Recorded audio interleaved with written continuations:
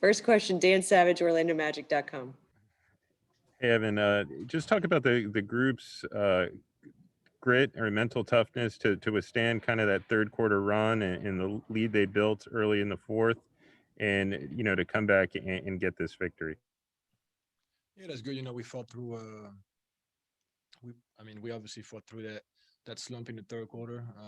We just didn't run back on defense. They got their game going. They had more energy, and we responded. We played more physical. We were more into the ball, making less mistakes, and our offense got going. And sometimes that's all it takes. Josh Robbins, The Athletic. Evan, we know how much you enjoy seeing your teammates succeed, particularly your young teammates. But what is it about Chuma that prompted you to go up to him after the final buzzer and pat him on the shoulder or, congratulate him? I love Chuma. I really do.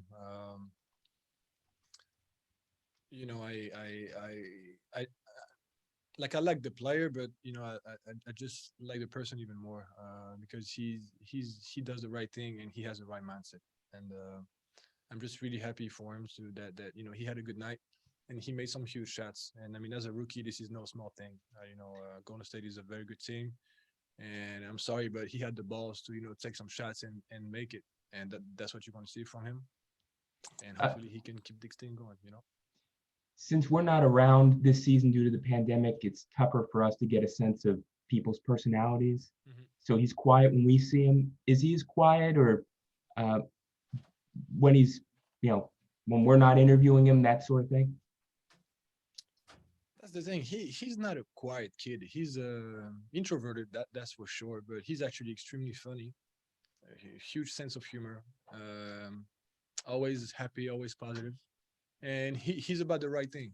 And that's why I like him so much. I don't try to take him under my wing because I don't like saying that, but I definitely have a special attention to him, and I think we have a really good relationship. Philip Rossman-Reich, Orlando Magic Daily. Coach has talked about how over the last 4 or 5 games now that the defense has really started to get into shape. The third quarter obviously accepted today, but what's been the biggest change defensively for this team? Is it just a matter of getting some bodies healthy, or what's kind of clicked in defensively over the last week or so? I think one, having Mike back, just that changes a whole lot, and we do have some new guys, and it maybe it takes time to build habits, and we can't practice as much. I'm not sure. I don't really have answers for you, but the defense is getting better. That's no doubt, and I think it's just awareness. Period. When you start losing and you see things are going bad, you have this respond, and you put more into it. Maybe that's another reason why. Josh Robbins. When you say Chuma is about the right things, what do you mean? I don't know. It's kind of hard to explain. He's respectful. He's polite. He doesn't think about himself first, and he shows up to work every day. Um, I'm sure I have some other positive stuff to say, but it's not on my mind right now. And he's just a well-educated gentleman, and I just like him. Period. Christos Salta, Sport DNA. Hello, Evan. I'd like to ask you how important for you is to build on the fourth quarter effort about the next game, about the rest of the season, and what impressed you most about MCW's defensive effort in the fourth quarter? Mike is a dog, and we need his energy. You need players like Mike. He missed a lot of shots tonight. Shots that were like really open, and he. We know he can make those shots, but he impacted the game without even making shots, and I think it says a lot about him. And having him on the floor is huge for us. And what it says about us, that fourth quarter is good, and it shows that when we have the right intensity and the right focus, we can play against anybody. Okay, we have time for a couple more. Alex Fleming, Florida Sun. You and Vucevic were in double-digit scoring, and Terrence Ross came off the bench with double-digit scoring. Chuma was clutch with the hits. Can this team make a move now? You've won 3 of the last 4, and you got Detroit on Sunday. Are you guys even thinking about the playoff picture? Or are you just trying to right the ship and go day to day? I guess both answers are right.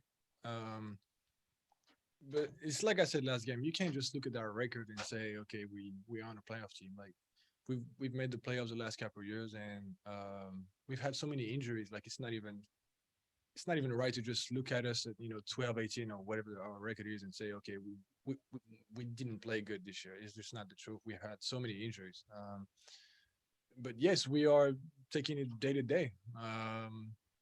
Practice after practice, we are getting our team back pretty much, and we know we can make a run, but I don't think we're focusing on that. We're focusing on the next game.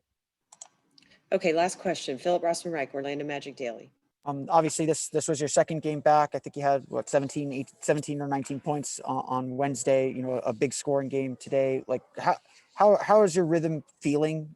Just kind of coming back. I know whatever the injury is, can be a little bit sporadic or unpredictable. What did you do to kind of keep yourself in rhythm, and how are you feeling out there right now? I just listen to the training staff. I get a lot of treatment. I did some conditioning, obviously, to not like you don't want to be inactive. Like it's that's why I say it's kind of tricky, because you have to stay in shape, but also you have to be careful with not doing too much and hurt yourself. So like last time, I give a lot of credit to Nate, Chase, Lindsay, those guys. They really are paying a lot of attention to my health, and I'm feeling good so far. Great. Thank you, Evan.